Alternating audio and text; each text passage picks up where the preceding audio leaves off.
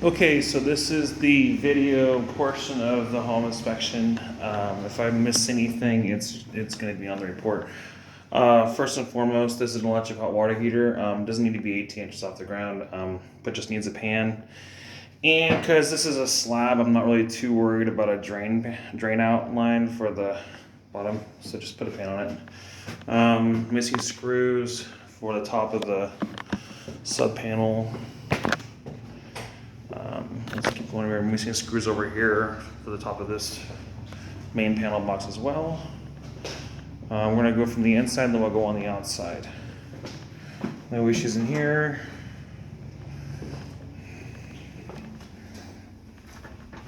Railing is a little loose, but it's not that bad. Not railing, but handrail. Okay, so we'll start from the inside, then we'll work on our way out.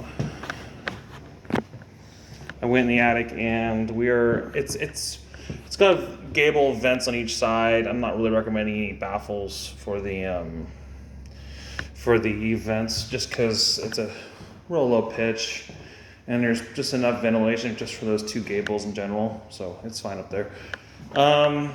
So I'd almost recommend just taking this whole door out, honestly. As you can see that the casings don't even line up. That's why the door just, see? Casings don't line up. That's why you're gonna have a tweaked door. I would just take this door out, honestly. There's no point really. Okay, this would be your washer and dryer hookups, which would be electric. If they are I doubt you'd get propane anyway, but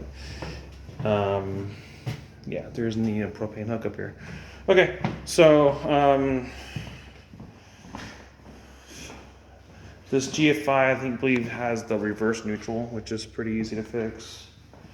This fan up here needs to be fastened up on top, as you'll start seeing it where it wiggles.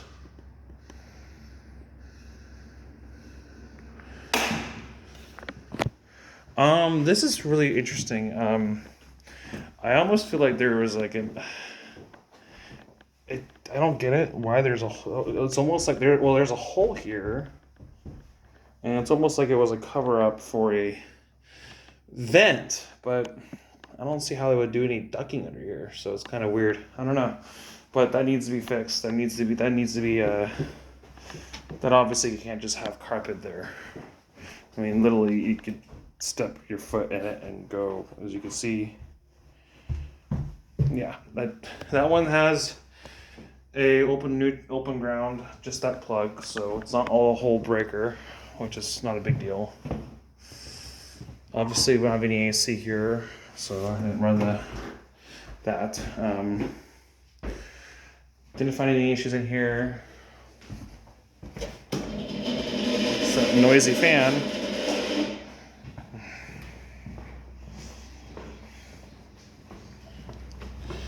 Alright, we're gonna go outside now and I'll explain some things. Okay, we're gonna go on the roof real quick. I don't really recommend getting any gutters. I mean, I don't really see the point, honestly. If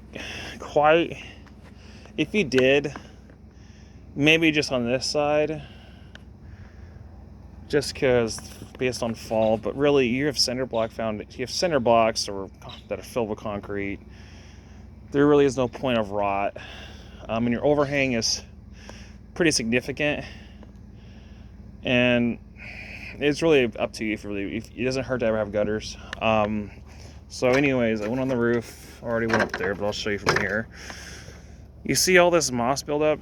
Your roof's got 3 to 5 years left, honestly. So once you clear off the moss, just don't use any pressure washers, because you'll ruin your roof.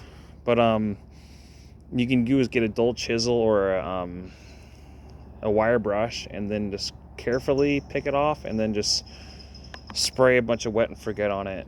They have those hose attachments too, so you can actually put on your hose. But don't try to pressure wash this off, because you'll ruin your roof. But a lot of people will say, oh, you got moss, your roof's done. It's actually not done. Not yet. Okay. go around here. I'll explain some things on the deck. There's some posts, columns that are out of whack, but I'm not too concerned because I'll show you why.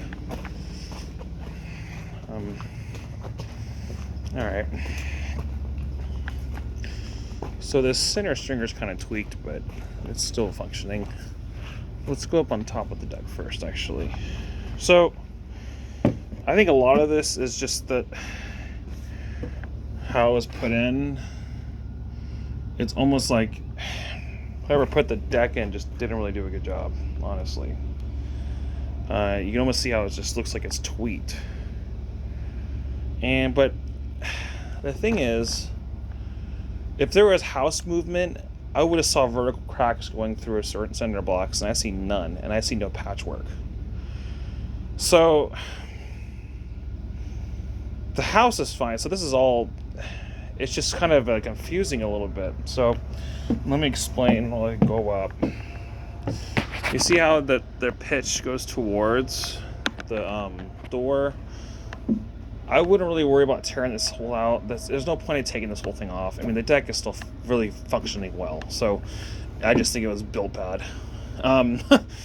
So anyways, because you have a cinder block wall and no wood, I'm not really worried. And plus the reality is, you know, there's still gaps between the treads a little bit, but you're not going to have a water issue causing your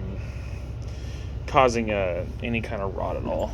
So I mean, we'll just go up here. I mean, it's, even if it looks tweaked and stuff, it's still solid. This window does need to get replaced right here. They have vinyl retrofit windows, but yeah, that I would either you can replace the aluminum frame of this active slide, or you can just put a whole retrofit vinyl in. There's let's see. That just needs to be patched. It looks like probably I don't know what was there, but I think you'll be fine. I don't see anything piercing through, so just it probably was an old electrical outlet, just like this one. Okay. Your spacing on your joist is 2 feet, so you can't use Trex, but you're fine with wood. Railing is fine. I want to explain some things underneath the deck. It's really good they had these lateral bracings for the overhang being this long, because I've seen a lot of times where they don't do that, and it's just kind of a mess. So, of course, you'll probably see just a little bit of dips on those, but it's just natural just for the age of the home. Here's a clean out for your laundry room. Okay, so a couple things. If you really want to, you could actually add more of a footing, put some flashing here against this, and actually dig up and put another footing here of concrete.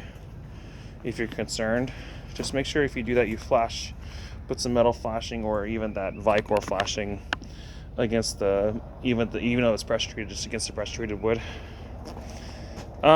See, if you see how out of whack this was added later. So I think what happened was, instead of tearing this out, and they did cantilever a little over 2 foot, they decided to just reinforce the exterior rim out portion of the deck with these new footings all around. Well, those obviously had to be there before, because otherwise it wouldn't have been attached to anything. So it's kind of either that, or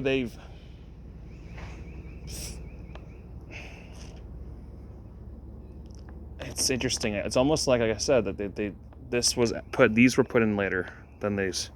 These had to be the original. So anyways, my point is, you could move some of these over, but I'm not too concerned because you still have 2 areas of support, not even actually 3 with the ledger on the house. Let's go around here though. I would definitely put a 2x8 block up against here on each side, 1 here, or just a 4x8. And it's probably easier with 2x8s, actually just 2 of them. And then lag underneath, because that's an open cut, and you can't have that without support. If you really wanted to, you could actually, you know what? I take that back. This was put in later after. This definitely was, just based on how it's tied in right there. And I can see the new screws. See, this was put in later. This is just a hack job. It was really what it was. No offense to whoever did it, but it was a complete hack job. I mean, this is fine.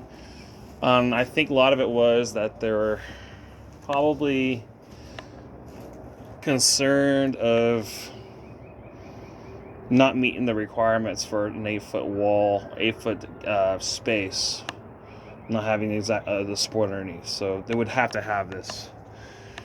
So my point being, I take it back. This came in after, and this is original. This is all after. And they did kind of a hack job, honestly. You can see right here. That should at least put a block under here. Sometimes it takes a couple of eyes to look at something again to see what was before and after, because it can be deceiving at first when you see the age of the lumber or and how they did it. So anyways, if you wanted to, and I really don't think it's a huge issue, because you can just see the dip. If you see that dip right there, it's like they try to reinforce it, is really what they did, and they just didn't use a level. I think that's really what it is, that when you first look at something, you're wondering if maybe there was movement, and there was no movement because there's no vertical cracks in this house at all. That was just the fact that they didn't even put a level on these posts. That's really what it is. And if you really wanted to, you can actually re-level them, or you can pour new ones in between where those are at, or at the end. Let me show you, and then just have that be your new 4x. You can actually put it. You can put one right here where they have that cut.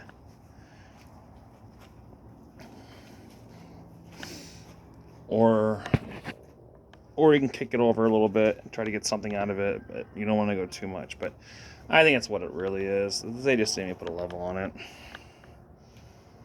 Yeah, that's what it is. This one's leaning in quite a bit. So you could do, it's all cosmetic at this point. I'm not too worried about, if it was kicking out, it would be a different story. But it's leaning in a little bit. I wouldn't mess with it. And, just because if I started seeing complete, vertical cracks going up on the 4xs, then I'd be concerned. But I'd be more concerned of something kicking out versus kicking in, honestly. Especially with this kind of slope. Anyways, that is the completion of the home inspection video portion. Thank you.